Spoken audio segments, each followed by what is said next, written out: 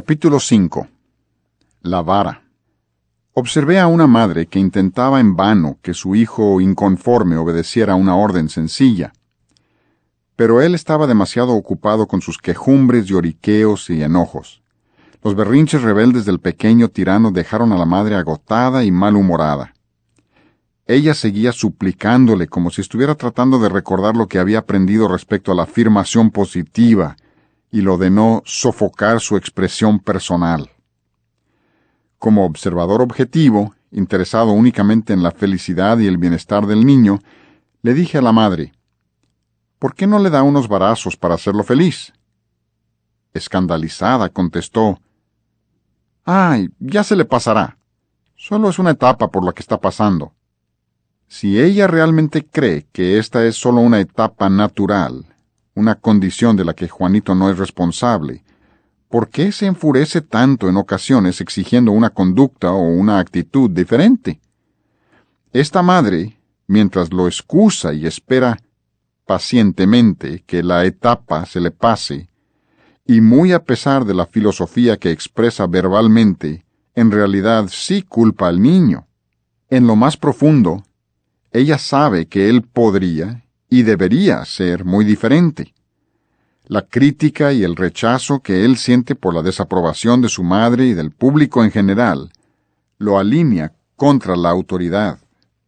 Hemos llegado al punto donde resulta pertinente hacer algunos comentarios acerca del uso de la vara. Hablemos acerca de las nalgadas, a veces llamadas varazos.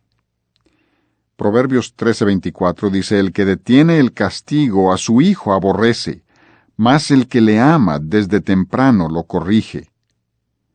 Lo que Dios dice es exactamente lo contrario de lo que muchos padres y educadores sienten. El pasaje afirma claramente que la falta de aplicación de la vara se debe a que los padres aborrecen al hijo.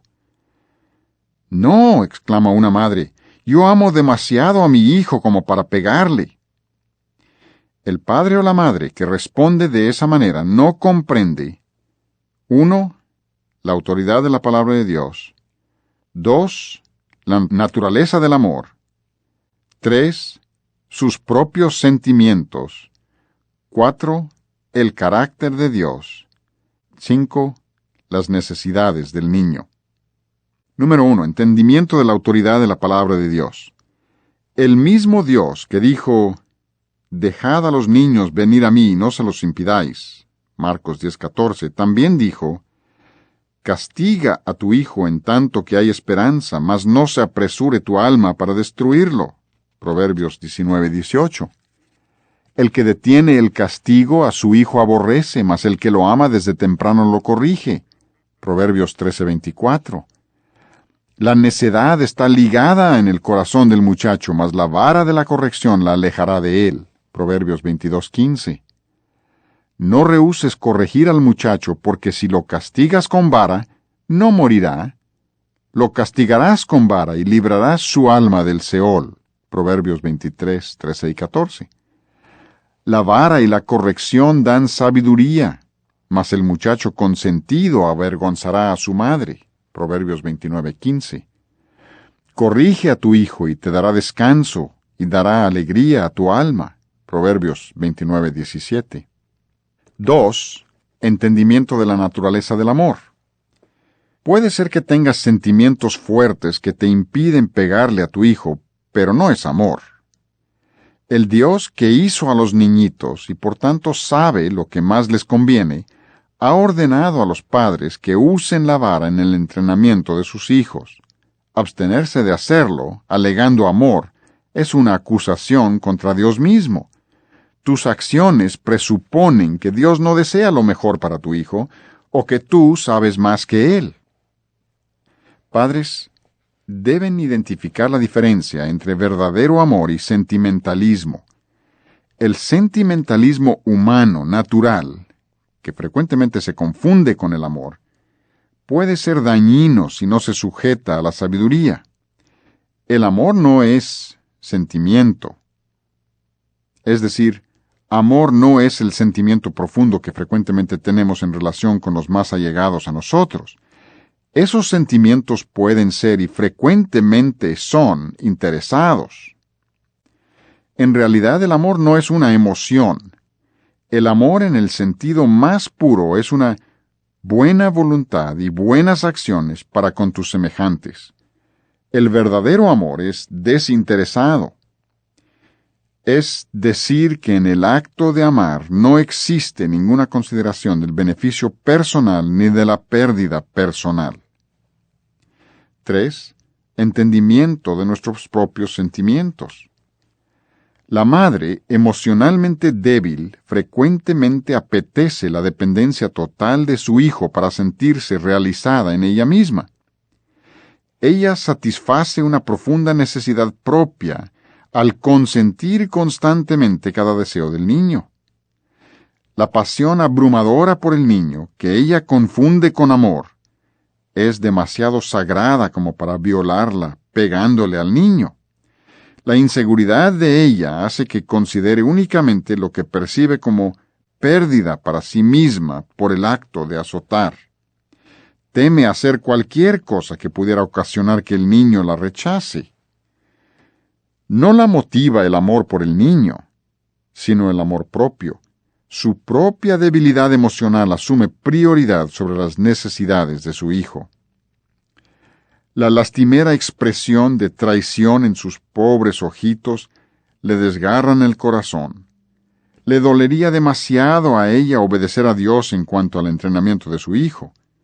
Debido a su temor al sufrimiento emocional personal, evita el uso de la vara. Proverbios 13:24. El que detiene el castigo, a su hijo aborrece, mas el que lo ama desde temprano lo corrige. En su propia necesidad, es tan ingenua como para pensar que su dulzura de niño superará esa etapa para llegar a ser una persona maravillosa. Ella piensa, solo hay que darle más amor y un poco más de tiempo. Él todavía no entiende. El verdadero amor es olvidar tus propias necesidades y hacer lo que le conviene al niño. Si una madre asfixia a su bebé al besarlo, no lo ha amado. Su propia ira pudiera hacer que desconfíe de sus motivaciones al pegarle al niño. Por otra parte, sus temores pudieran remontarse a sus recuerdos de un padre tiránico e irrazonable. Quizá ella ha jurado, jamás seré como mi padre, amaré a mis hijos. Ellos no me tendrán miedo como yo temía a mi padre. El padre no solo le hizo daño a ella, sino que ahora les está haciendo daño a los hijos de ella debido a la reacción de ella hacia el extremo contrario. En ocasiones los recuerdos del pasado hacen que una madre sienta profunda aprensión cada vez que el padre les pega a los niños. La madre, que ha sido condicionada para asociar enojo con disciplina, atribuye una motivación de ira a todo el que le pega a un niño. El niño percibe el deseo de la madre de protegerlo y llora por ella cada vez que el padre intenta disciplinar.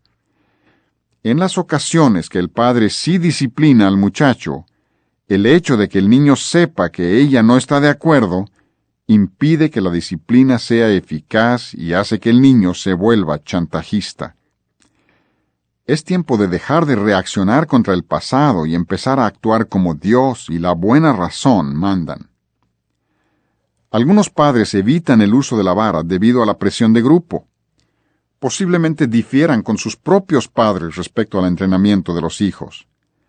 En la actualidad, los padres son bombardeados por propaganda supuestamente basada en los últimos descubrimientos de la psicología que denigran los preceptos bíblicos para la crianza de los hijos. Se avergüenza a los padres y se les intimida respecto a la aplicación de la disciplina. 4. Entendimiento del carácter de Dios. El padre que se justifica por no usar la vara con el pretexto de que ama demasiado a su hijo, no ha entendido el carácter y los métodos de Dios para con su pueblo. Se ha insinuado al pensamiento cristiano un concepto torcido. Es el siguiente: como Dios es amor, no discrimina, ni exige, ni es vengativo. En esencia, consideran que el amor de Dios es incompatible con la justicia de Dios. A ellos les parece que tiene que ser una cosa o la otra. Existe la percepción vaga de que en otro tiempo Dios fue vengativo, pero que ahora es pasivo, tolerante y ecuménico. El Padre universal. Se le ha despojado a Dios de su personalidad balanceada y se le ha definido en una forma inofensiva. El cielo es bien recibido, el infierno es sospechoso. No juzguéis. El versículo más popular de toda la Biblia se cita como para insinuar que ni Dios mismo tiene derecho ya a discriminar entre lo bueno y lo malo. Con todo lo que Dios ama, también es santo, justo y veraz. Es por su amor a la justicia que Él viene en llama de fuego para dar retribución a los que no conocieron a Dios ni obedecen el Evangelio de nuestro Señor Jesucristo. 2 Tesalonicenses 1:8. De ninguna manera se puede considerar que sea una virtud escoger un lado del carácter de Dios como modelo para nuestras acciones, mientras rechazamos el otro lado. Dios castiga a sus hijos. Los que se justifican por no usar la vara, alegando que sus acciones son más justas, implícitamente están censurando a Dios. Porque Hebreos 12, del 6 al 8 dice, porque el Señor al que ama disciplina, y azota a todo el que recibe por hijo. Si soportáis la disciplina, Dios os trata como a hijos, porque ¿qué hijo es aquel a quien el Padre no disciplina? Pero si se os deja sin disciplina, de la cual todos han sido participantes, entonces sois bastardos y no hijos. Luego dice que Él nos disciplina, Hebreos 12:10, para lo que nos es provechoso, para que participemos de su santidad. ¡Qué afirmación tan profunda! Dios no tiene ningún hijo que se escape del castigo. Todos han sido participantes, dice. ¿Y dejó de amar a aquellos a quienes castigó? Al contrario, el amor fue lo que motivó la disciplina. Solo mediante el castigo podían sus hijos participar plenamente de su santidad. Lo hace para lo que nos es provechoso. Hebreos 12:11. Es verdad que ninguna disciplina al presente parece ser causa de gozo, sino de tristeza. El castigo de Dios es un doloroso látigo. Nuestros padres terrenales nos disciplinaban como a ellos les parecía. La Escritura no solo aprueba el castigo físico, sino que lo promueve como un medio para desarrollar santidad, siempre que se administre para el provecho del Hijo. El castigo se presenta como una evidencia segura del amor, porque el Señor al que ama disciplina. Si alguno no recibe disciplina, no solo es evidencia de que no es amado, sino de que es bastardo. De modo que vemos que es el amor de Dios por nosotros lo que motiva sus actos de disciplina. De ahí nuestro pasaje original en Proverbios 13:24. El que detiene el castigo a su hijo aborrece, mas el que lo ama desde temprano lo corrige. Si el amor de Dios se expresa en los azotes que administra, entonces ¿no será posible que amemos a nuestros hijos lo necesario como para castigarlos para producir santidad? Oí a un joven rebelde que dijo, «Si tan solo me amaran lo suficiente como para castigarme». Recientemente una madre nos contó que después de apretarles a sus hijos con el uso de la vara, uno de ellos dio gracias a Dios por hacer que su mamá fuera más tierna. El aumento de los azotes había disminuido la desobediencia, logrando que el hijo tuviera mayor armonía con su madre. Él interpretaba esto como tener una madre más tierna, porque 3 varazos al día son mucho menos extenuantes que 50 gestos de desaprobación. Quinto, entendimiento de las necesidades del niño. La naturaleza misma del niño hace que la vara sea un elemento indispensable para su entrenamiento y disciplina. Haremos un resumen de los comentarios previos sobre la naturaleza del niño, y luego sacaremos algunas aplicaciones prácticas importantes. En resumen, Salmo 58:3, se descarriaron hablando mentira desde que nacieron. Un bebé tiene necesidades auténticas de alimento, caricias y comodidad física, pero muy pronto descubre que si representa falsamente sus necesidades, consigue satisfacer también sus deseos.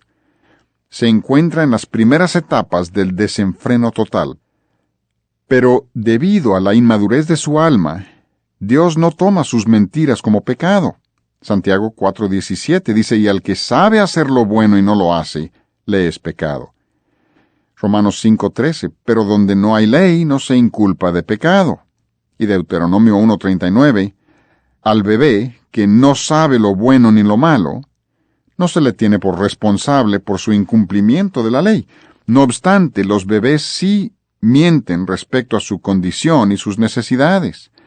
Y los niños producen una multitud de pensamientos y actos motivados por su egoísmo, que al desarrollar un conocimiento del bien y del mal constituirán un cuerpo de pecado. Aun cuando en este momento no son culpables, conforme madura su entendimiento moral, despertará su conciencia y tendrán que rendir cuentas. Tu hijo posee un cuerpo de carne débil. Los impulsos que Dios ha puesto en él por satisfacer las necesidades y los apetitos físicos constituyen una oportunidad constante para la codicia. El impulso mismo no es pecado. El deseo de la carne es natural, dice Deuteronomio 12:15, pero cuando uno es atraído y seducido por su propia concupiscencia, y la concupiscencia concibe en su oportunidad, da a luz el pecado. Santiago 1:14 y 15. No puedes evitarle a tu hijo las pruebas que le vendrán a causa de su cuerpo de carne, pero sí puedes entrenarlo en dominio propio para que no desarrolle hábitos de desenfreno. La vara es el medio divino para conseguirlo. La vara y la corrección dan sabiduría. Proverbios 29:15.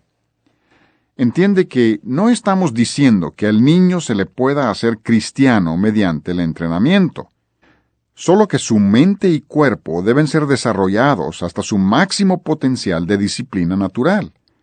Si elevas sus normas y logras que estime la verdad y la pureza, estarás auxiliando al Espíritu Santo para que lo redarguya de pecado, comprendiendo así su necesidad de un Salvador.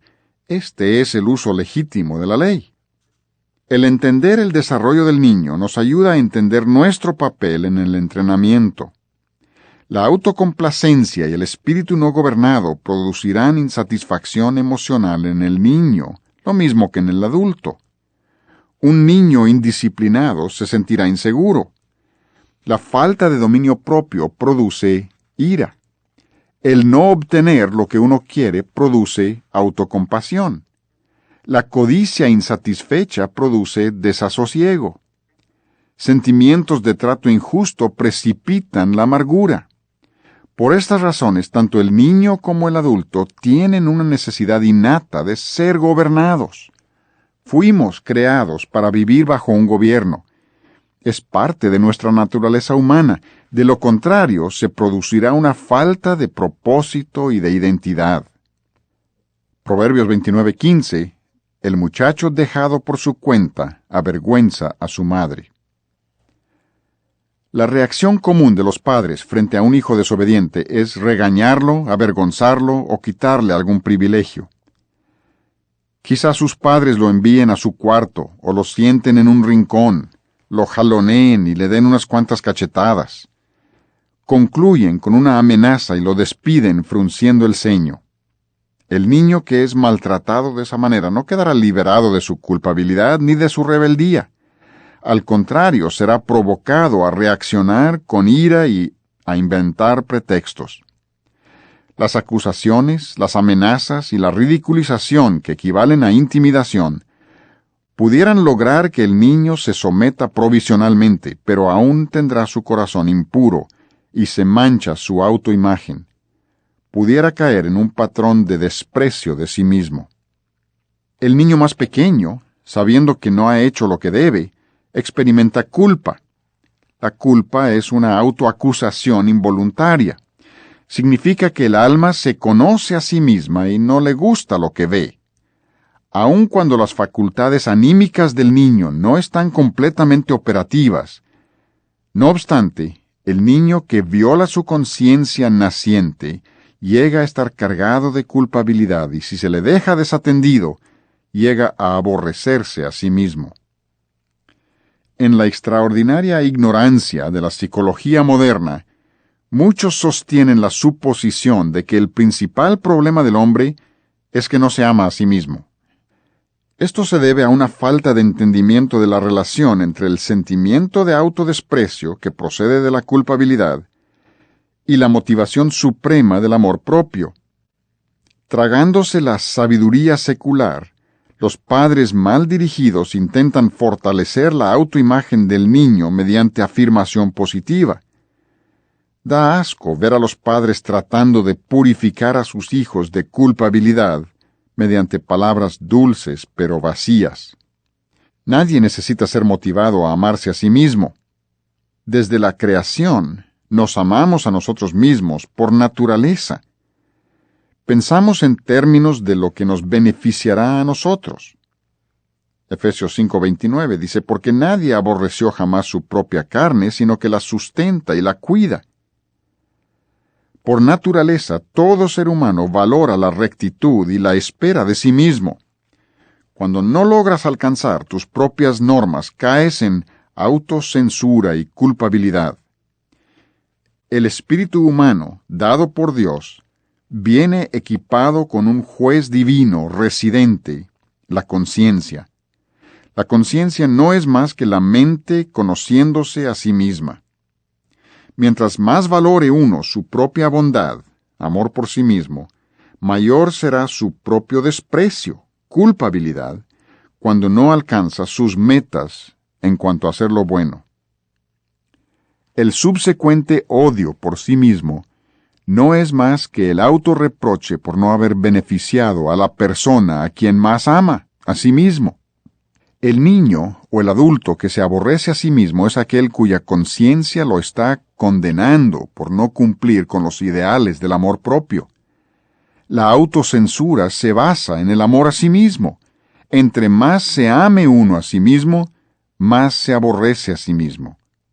Si uno se aborreciera a sí mismo de verdad, encontraría gran satisfacción en sus propios fracasos.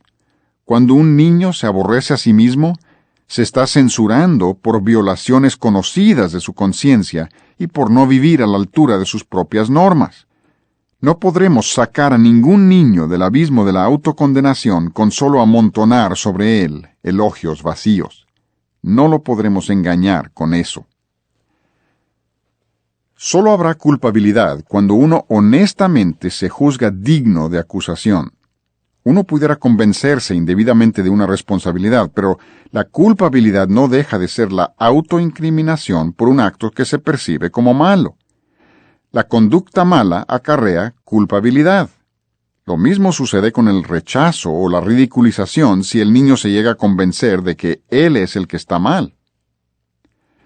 Los padres emocionalmente inestables a veces usan la culpabilidad para manejar a sus hijos. Padres que intentan avergonzar o humillar a sus hijos para que hagan lo correcto, podrán conseguir que el niño temporalmente se someta, pero la obediencia que procede de la desesperanza de la culpabilidad solo profundiza la culpabilidad, alejando al niño aún más del contacto con el verdadero arrepentimiento y la restauración. La culpabilidad nunca restaura por sí misma, es decir, no tiende hacia acciones menos dignas de censura. Por el contrario, el alma culpable está esclavizada por cualquier tentación. La culpabilidad lo coloca a uno fuera del alcance de los frenos psicológicos normales. La desesperanza de la culpabilidad elimina la motivación para hacer lo correcto. La congoja producida por el fracaso abate lo que uno espera de sí mismo. La culpabilidad abate la autoestima hasta el punto en que uno no espera más que el fracaso. Esta realidad ha hecho que muchos psicólogos modernos vean la culpabilidad misma como el problema. Ver la culpabilidad como si fuera la enfermedad es como tratar el dolor de muela, pero no tratar la muela misma. La culpabilidad es parte esencial de nuestro yo natural, moral. Sin ella seríamos como detectores de humo sin alarma. Pero la culpabilidad es solo un medio para llegar a un fin, una condición temporal. Es el dolor del alma, como cuando tocamos algo caliente, diseñado para advertirnos que debemos cambiar nuestras acciones. Es una gran bendición sentir culpabilidad genuina. Es una señal de vida, una respuesta sana. Frecuentemente vemos que las almas culpables que se han resignado a su condición se imponen dolor y sufrimiento a sí mismas. Este autoabuso es un intento inconsciente de pagar los platos rotos. La conciencia está indeleblemente marcada con la convicción de que el pecado merece castigo. Intuitivamente sabemos que la maldad no solo merece, sino que un día recibirá su castigo. Desde el más temprano despertar de la conciencia, el niño es presa de esta realidad. Sigue siendo una de las presuposiciones básicas de la vida. La culpabilidad es el testigo principal de la justicia en contra del pecador. Si el problema de la culpa no se resuelve, encadenará al condenado en la miseria eterna de sus pecados. Como un celoso y aguerrido fiscal, la conciencia no abandonará su caso mientras no se asegure de que se haya hecho la justicia. Un alma culpable es aquella que siente que merece un castigo proporcional a la ofensa. Esta es una realidad psicológica. El alma, cargada de culpa, clama pidiendo los latigazos y los clavos de la justicia. Es por eso que el alma del hombre jamás descansará mientras la conciencia no haya sido purificada mediante la mirada de fe hacia el Cordero de Dios, crucificado y sangrante. El cristiano es liberado de su culpabilidad mediante el Salvador, quien llevó la maldición de sus pecados. Pero sus hijos aún no pueden entender que el Creador ha sido azotado y clavado en el lugar de ellos. Sin embargo, no es necesario que los padres esperen hasta que sus hijos tengan edad para comprender la muerte vicaria de Cristo, para limpiar a sus hijos de culpa. Dios ha provisto a los padres una herramienta con la que pueden limpiar la culpabilidad de sus hijos: la vara de la corrección. Observé a un niño pequeño, quien al ser sorprendido en una maldad, volvió la espalda hacia sus padres, se bajó el pañal y se dio 3 palmadas en el trasero descubierto. La ofrenda, aunque simpática, no fue aceptada. Debe ser el legislador quien administre esa clase de castigo para que elimine eficazmente la culpa. El niño no conoce sino un solo legislador: sus padres. No sigan la filosofía moderna de tratar de eliminar culpabilidad adulterando las normas o inflando con valor falso al niño culpable. Mantén elevadas las normas, a la altura de Cristo. Deja que venga la culpabilidad, y mientras el niño aún es demasiado pequeño para entenderlo, purga su culpabilidad por medio de la vara. Cuando finalmente llegue el entendimiento, asimilará fácilmente los principios de la cruz. Los padres tienen en sus manos, en la forma de una varita, el poder para absolver al niño de su culpa, limpiar su alma, instruir a su espíritu, fortalecer su voluntad y permitirle comenzar de nuevo con la confianza de que toda deuda está pagada.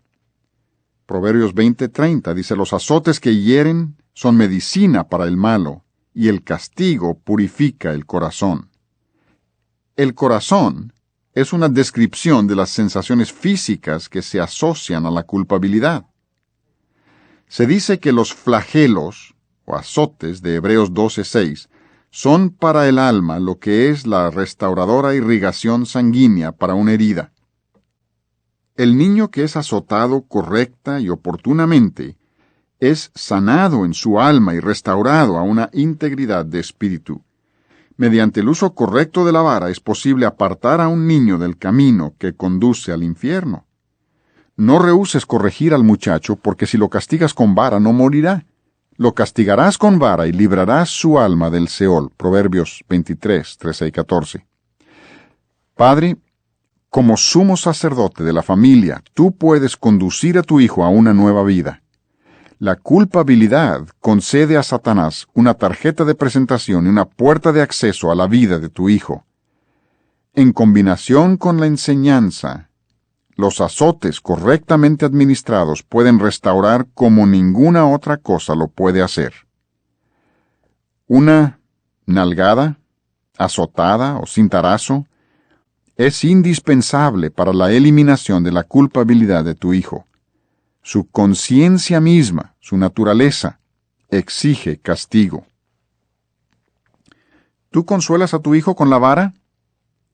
Si no has visto la vara como un consuelo para tu hijo, no has comprendido su propósito. Salmo 23:4 dice, tu vara y tu cayado me infundirán aliento. Segundo de Samuel 7:14, yo le castigaré con vara de hombres. Y Salmo 89:32, entonces castigaré con vara su rebelión y con azotes sus iniquidades. David, que sintió la vara de la corrección de Dios y que fue castigado por su transgresión, encontró consuelo en la disciplina divina. La vara era un consuelo para él. Le aseguraba que Dios tenía control, interés, amor y compromiso. Los niños necesitan saber que alguien tiene el control. Proverbios 19:18. Castiga a tu hijo en tanto que hay esperanza, mas no se apresure tu alma para destruirlo. El uso correcto de la vara trae nueva esperanza a un hijo rebelde. Se les exhorta a los padres que no permitan que el llanto del niño los haga aflojar la intensidad ni la duración de los azotes. Los sentimientos de los padres pueden obstaculizar una purificación completa. El niño que no recibe castigo no solo está inquieto e irritable en su propio espíritu, sino que trastorna todo el hogar. Proverbios 29:17, corrige a tu hijo y te dará descanso, y dará alegría a tu alma. Recientemente una pareja joven con 5 hijos vino a buscar nuestro consejo. La esposa se había enfriado en relación a su marido y era irritable con sus 3 hijos menores de 5 años. A veces siento que me vuelvo loca. No quiero tener más hijos, dijo ella abruptamente. Se quedaron en nuestra casa un par de días sometiéndose a un escrutinio. Después de recibir un poco de enseñanza acerca de la constancia en el entrenamiento y el uso correcto de la vara, se fueron a casa a intentarlo. 2 semanas más tarde estuvieron en una reunión de iglesia donde yo estaba predicando. Sus hijos estaban todos sentados con ellos, sin moverse para nada. Después el padre, con los ojos llenos de asombro, exclamó, «Ha ocurrido un milagro aquí esta noche, y nadie parece haber tomado nota». Mientras yo buscaba a mi alrededor muletas abandonadas, él prosiguió, «Toda una reunión sin un solo murmullo. No lo puedo creer. Un poco de entrenamiento y disciplina con la vara, y los niños les dieron reposo y deleite. Además, los niños obviamente estaban más contentos. Posteriormente la madre dijo, «Ahora creo que me gustaría tener más hijos». No veas la vara como arma defensiva o como muestra de fuerza. Debes verla como una varita mágica. Cuando los padres ven por primera vez sus poderes restauradores, se quedan asombrados. No deja de asombrarme la fuerza de la pequeña vara. Imagina a un niño de cualquier edad que está molesto, quejumbroso o fastidiando a otros niños. Al mirarlo, lo único que ves es la cara posterior de su labio inferior. Nada ha dado resultado. El muchacho siente que vive en territorio extranjero, ocupado. Obviamente trama el día en que pueda despojarse de su yugo de esclavitud. Si se le soborna, amenaza o golpea, solo se vuelve peor. Si no usas la vara con el hijo, estás creando un nazi. Después de una breve explicación respecto a las malas actitudes y la necesidad de amar, aplica la vara calmada y pacientemente a su trasero. De alguna manera, después de 8 o 10 varazos, el veneno se transforma en amor, efusivo y contentamiento. el mundo se convierte en un lugar hermoso. Surge un niño totalmente nuevo. Hace que el adulto contemple la vara con asombro, tratando de explicarse qué clase de magia contiene. Dios no hubiera ordenado a los padres que usen la vara si no fuera para el bien del niño. La vara, no el rincón. Conozco a un niño que no recibe varazos cuando hace un berrinche o desobedece. Parece que le deleita hacer lo que se le prohíbe. Entre más se revela, más cruel y culpable se vuelve. Como castigo, se le pellizca o lo sientan en un rincón o en ocasiones lo encierran en un closet oscuro. Al salir está más furioso que nunca. Sería capaz de infundir temor a un dragón lanzafuegos. Sentado en un rincón se le oyó decir: «Nadie me quiere. Soy tan malo como el diablo. Nunca hago nada correctamente». A este muchachito lo están criando para que ocupe su lugar en una celda de cárcel.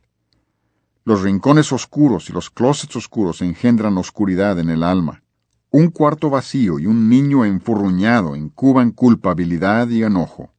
Solo la vara y la reprensión traen corrección. De alguna manera los niños saben que la vara es lo que justamente merecen. La vara es un regalo de Dios. Úsalo, como la mano de Dios, para entrenar a tus hijos. Continúa en el siguiente volumen. Esta es una versión en audio del libro Para entrenar a un niño. Si deseas ordenar ejemplares de este libro o del juego de grabaciones, por favor escribe a, para pedidos dentro de los Estados Unidos, No Greater Joy Ministries, Mill Pell Road, Pleasantville, Tennessee, 37033, Estados Unidos de América. O para pedidos fuera de los Estados Unidos, El Hogar Educador, 1001, Calle 10 Sur, Suite G 529, McAllen, Texas, 78501, Estados Unidos de América.